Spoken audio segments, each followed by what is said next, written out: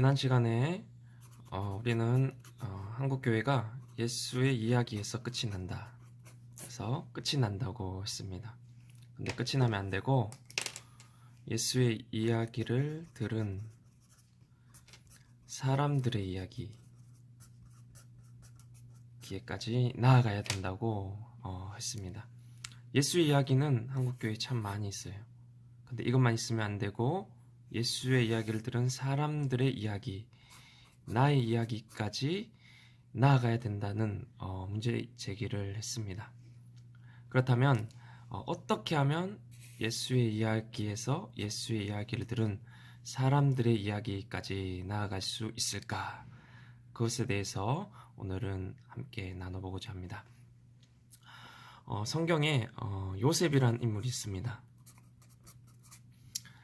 요셉이라는 인물이 있는데 요셉이 어떤 삶을 살았습니까? 요셉은 처음에 형들에게 왕따를 당하죠. 그리고 두 번째 이제 인신매매를 당합니다. 세 번째 누명을 쓰고 감옥에 들어가죠. 그리고 네 번째 어떻게 됩니까? 감옥 속에서 꿈을 해석해줘서 탈출의 기회를 얻었지만 그 기회마저 상실되는 상실의 아픔까지도 경험합니다. 참으로 아픈 고난의 삶을 살았죠. 그런데 어떻게 됐습니까? 결국에는 이 요셉이 이제 애굽의 총리가 되었어요. 총리가 되어서 이제 형들을 만났을 때 이렇게 고백합니다. 나를 이리로 보낸 이는 너희가 아니야. 내가 아니요 바로 하나님이시라. 하나님이 나로 이 땅의 많은 백성의 생명을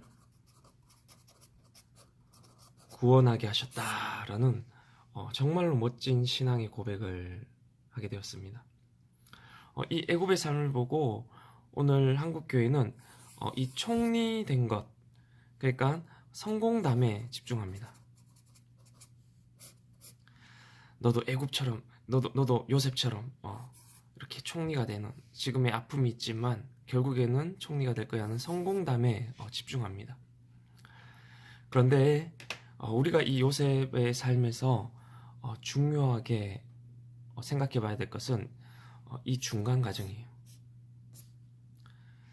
왕따를 당했지만 요셉이 이것을 어떻게 극복해낼 수 있었는가? 인신매매, 누명, 상실감. 어떻게 극복하고 이러한 고백에까지 이를 수 있게 되었냐라는 것이 중요합니다.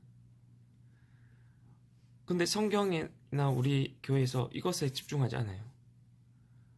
성공담에만 집중하고 요셉이 형들에게 이 왕따 당했을 때 심정이 어떠했는지 성경에 나와 있지 않아요. 요셉이 그 구덩이에 들어갔을 때 그 구덩이 안에서 어떠한 마음을 가졌는지 말하지 않습니다.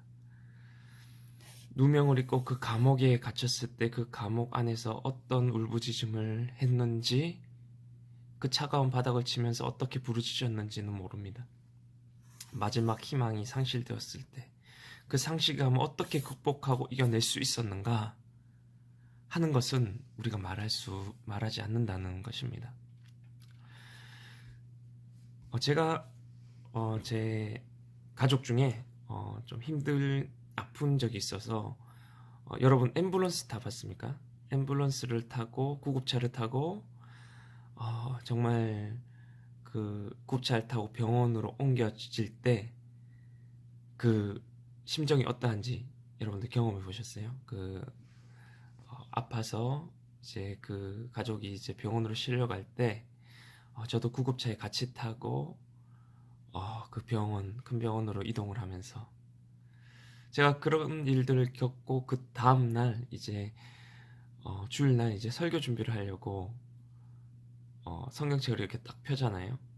폈는데 그동안 한 번도 제가 눈여겨보지 못했던 말씀이 처음으로 그때 눈에 들어온 거예요. 요셉 본문이었는데 이런 본문이 있었어요. 요셉이 큰 소리로 운이 바로의 궁전에 뭐 다 들리더라. 그동안 한 번도 보지 못했던 제 단어거든요. 요셉이 큰 소리로 운이라는 이 말씀이 제 가슴에 막 와닿으면서 그런 생각이 들더라고요. 아, 요셉도 힘들었구나. 요셉도 참으로 아팠겠구나. 요셉이 그 구덩이 속에서 엄청난 눈물을 흘렸겠구나. 누명을 쓰고 감옥에 있을 때 차가운 바닥을 두드리며 하나님을 불렀겠구나. 상실감 속에 자살하고 싶은, 우리는 이 중에 하나만 당해도 자살하고 싶잖아요. 그것을 이겨내기 위해 수많은 영혼의 어두운 밤들을 거쳐야 했구나라는 것을 그때 알게 됐습니다. 그런데 우리 어떻습니까? 우리가 누군가가 아팠다, 누군가 힘든 일을 겪었다 하면은 우리는 그 사람을 찾아가서 이렇게 말합니다. 성경에 봐, 하나님이 한 거야. 야, 너 생명을 구원하게 하려고 하나님이 이런 시련들을 겪게 한 거야 라고 말하는데, 그렇지 않습니다. 이것은 요셉의 이야기예요. 요셉이 겪었고, 요셉이 이런 영혼의 어두운 터널을 지나면서 수없이 눈물을 흘리고 기도를 하는 가운데 그 보이지 않는 세계와의 만남을 통해서 내가 자살하고 싶고 무너지고 싶고 넘어지고 싶을 때, 그때면 나를 일으키셨던 하나님의 음성들을 들으면서 한 걸음 한 걸음 한 걸음 한 걸음 나아가면서 깨닫게 된 이 말씀이지, 이것은 요셉의 말씀이지 누구에게나 해당되는 보편적인 말씀이 아니란 겁니다. 그런데 이 수많은 이 한 걸음 한 걸음 한 걸음, 이것은 무시한 채 그냥 이것만 퉁치는 거예요. 야, 성경 봐. 하나님이 보냈어. 하나님이 너로 많은 생명 구원하게 할 거야 라고 하면은 안 된다는 것입니다. 요셉이 나를 이리로 보내는 너희가 아니야, 하나님이야. 많은 생명을 구원하게 하시려고 했다라는 요셉의 이런 소명과 비전, 내가 누구인가, 내가 이 땅에 존재하는 이유는 뭘까, 그런 것들을 요셉이 깨달은 것이지 누구에게나 해당되는 것이 아니라는 말씀입니다. 그러니까 이 중간이 중요하다는 거예요. 이 중간을 생략하면 안 된다는 뜻입니다. 오늘 여러분 시편을 보면 또 이렇습니다. 시편을 보면 어떻게 되어 있습니까? 대부분의 시가 탄식시인데 처음 시작을 어떻게 합니까? 처음에는 원망과 불평으로 시작해요. 그런데 그 끝에 가면 어떻게 끝납니까? 모든 그 탄식시 대부분이 다 그랬어요. 감사와 찬양으로 끝납니다. 탄식시 대부분이 다 이렇게 끝납니다. 하나님 어디 계십니까? 하나님 당신이 정말 살아 계십니까? 내 대적이 이렇게 큰 소리 치면서 있는데 하나님 지금 뭐 하고 계십니까? 원망과 불평으로 시작했는데 끝에는 나의 힘이 되신 하나님을 찬양합니다. 역시 당신은 나의 반석이시고 나의 구원이십니다 라고 끝납니다. 시편이 찬양이기도 하고 기도기도 하잖아요. 이 기도를 하는 중에 그 상황이 변했습니까? 상황은 그대로예요. 그런데 어떻게 이 원망으로 불평으로 시작했던 시가 감사와 찬양으로 끝났습니까? 이 중간이 있었던 거예요. 이 중간에 무슨 일이 일어났다는 거예요. 어마어마한 어떤 일이 일어났기 때문에 이 시가, 이 찬양이, 이 기도가 바뀌게 되었다는 거예요. 이 어마어마한 중간 과정을 생략한 채 우리 어떻게 말합니까? 야, 몰라도 그냥 감사해라. 그냥 일단 찬양하고 봐라. 그러면은 좋은 일이 생긴다. 시편 봐. 감사해라. 그냥 억지로라도 몰라도 찬양해라. 그러면은 좋은 일이 생길 거라고 가르칩니다. 이 어마어마한 중간 과정을 생략해버린다는 거예요. 이 중간에 어떤 일이 일어납니까? 이 중간에 이런 일이 있었겠죠.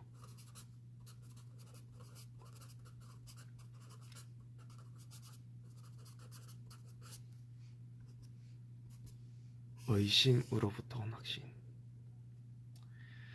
하나님을 원망하면서 불평하면서 당신이 정말 계신지 안 계신지, 내 삶에 아니면 이웃에 이러한 큰 고통이 있는데 도대체 뭐 하시냐고 부르짖고 외치고 고민하고 고뇌하는 가운데 그 수많은 이 시간을 거치면서 그 의심을 거쳐온 확신, 그것이 생겼기 때문에 이 감사와 찬양이 있을 수 있다는 거예요. 요셉이 수많은 영혼의 어두운 밤을 그 보이지 않는 세계와의 만남을 통해 하나님께 끊임없이 기도함을 통해서 그때 한 걸음씩 위로받고 일어서고 내가 이 땅에 존재하는 이유와 나는 누구인지 그것을 발견했던 그 고백, 그냥 요셉이니까 온 고백이 아니라 그러한 수많은 시간을 거쳐서 온 고백, 바로 나를 이리로 보내는 너희가 아니야 하나님이야. 내가 이 땅에 존재하는 나의 소명은 많은 백성의 생명을 구원한 거야 라는 고백이 오게 되었다는 것입니다. 오늘날 예수의 이야기는 참 많아요. 그런데 예수의 이야기를 듣는 사람들의 이야기는 없습니다. 이 중간에 이 어마어마한 가정들 교회 안에 있습니까? 이것들을 위해서 어떤 노력들을 하고 있습니까? 앞으로 다음 시간을 통해서 이 중간에 어떠한 일들이 있어야 되는지, 그것들을 어떻게 우리가 훈련해야 되는지를 한번 함께 살펴보고자 합니다.